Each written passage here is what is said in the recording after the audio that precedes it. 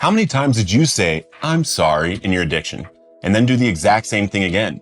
I used to throw that word around like it meant something. I'd say sorry just to get someone off my back. Sorry to stop the fight. Sorry because I got caught, not because I was actually willing to change. And over time, it lost all meaning, not just for them, but for me too.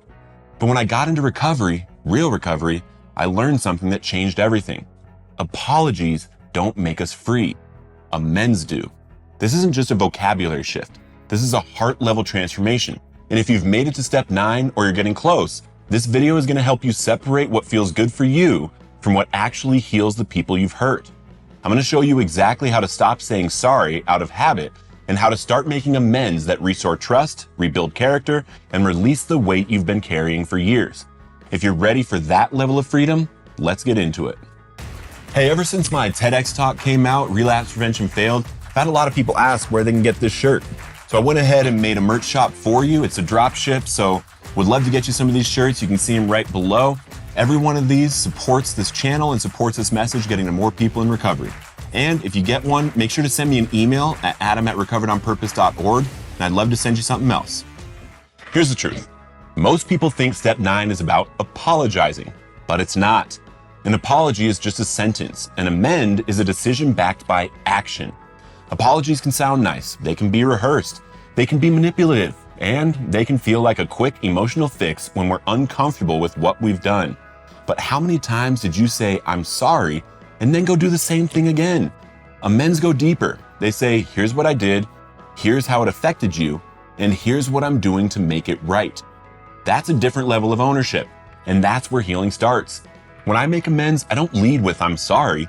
I lead with honesty, clarity, and humility, and explain exactly what I did. I name how it likely hurt them, and then I ask the most important question in the process. Is there anything I missed? Because this isn't about my relief, it's about their healing. And once they've said what they need to say, then and only then do I ask, how can I make this right? That's the moment where trust starts to rebuild. Not because I talked well, but because I showed up willing to repair the damage I caused. If you're still confusing an apology with an amend, you're not walking in freedom yet. Let's fix that. I remember one of the first times I made a real amends, not just an apology, but an actual moment of ownership. It was with a family member I'd hurt in more ways than I even realized.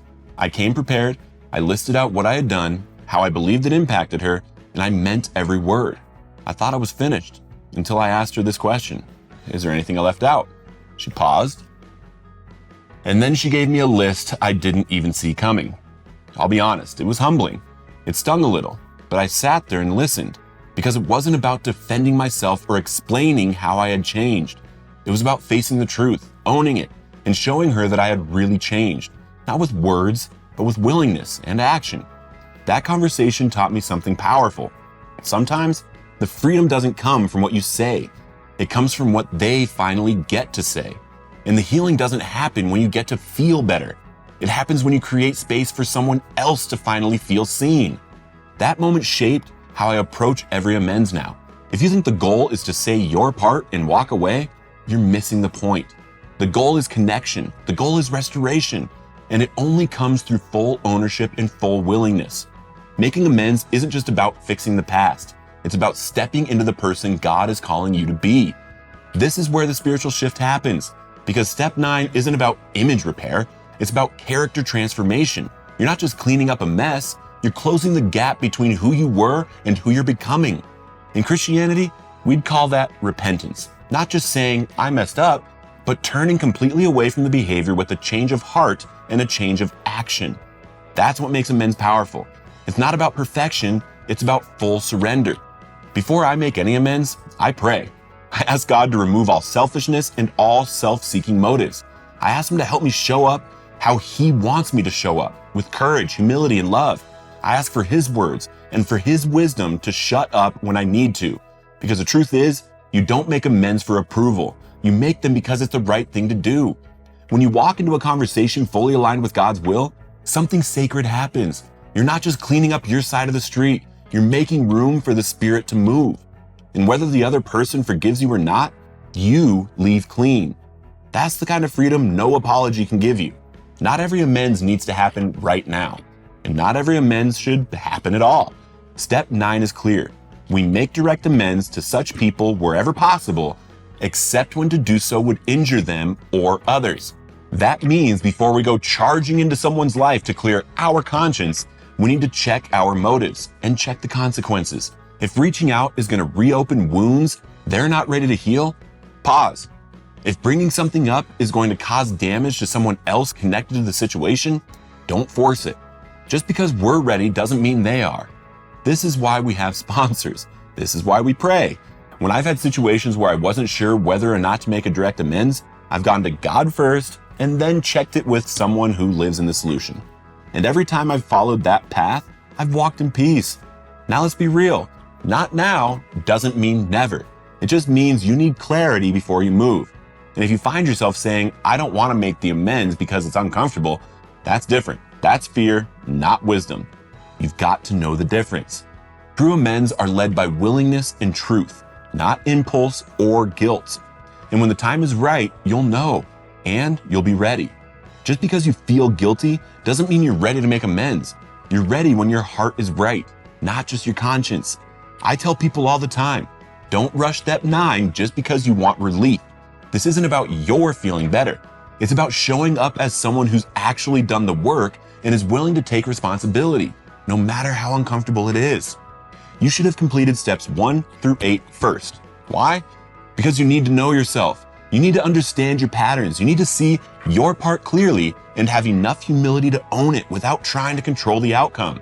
You also need to be willing to accept the results, even if it doesn't go the way you had hoped. Not everyone's going to forgive you. Not everyone's going to respond well. But your readiness isn't measured by their reaction. It's measured by your willingness to be honest and clean. You're ready when you're no longer looking for validation and you're simply looking to do what's right. You're ready when your motive isn't to get it off your chest, but to show up and ask, how can I make this right? And if you're not there yet, that's okay. Keep doing the work, keep praying, keep building your spiritual foundation, because when your heart lines up with your purpose, the timing will take care of itself. Let's get this straight. Not everyone's going to want your amends. You might feel ready, you might be walking in humility and doing it for the right reasons, but some people just don't want to hear it. They've been burned too many times. They're still healing, or maybe they don't believe this change is real yet. And you've got to be okay with that. I've had it happen. I reached out, offered to make amends, and the person shut it down, told me to consider it made and move on. That was hard, not because I needed them to forgive me, but because I wanted the chance to do it right. But here's what I did. I prayed for them, I let go of what I couldn't control, and I kept walking in the truth I was living. You don't make amends to manipulate someone's response. You make them to clean your side of the street and give someone else the dignity of truth. If they accept it, great. If they don't, pray anyway. Show up differently in the world. Make your living amends count even more. Because even if they never hear your words, they can still feel your change. And healing still happens, even in silence. So don't hold back your growth because someone else isn't ready. You're not doing this for approval. You're doing it for freedom. Some harms can't be fixed with a conversation. There are things we did in our addiction that no apology can undo. People we can't find, people who won't speak to us, people we hurt in ways we didn't even recognize at the time. And sometimes we don't get to sit down and say the words. But that doesn't mean we're off the hook. That's where living amends comes in. Living amends means you let your life become the proof that you've changed. You don't just talk about who you were, you show people who you've become.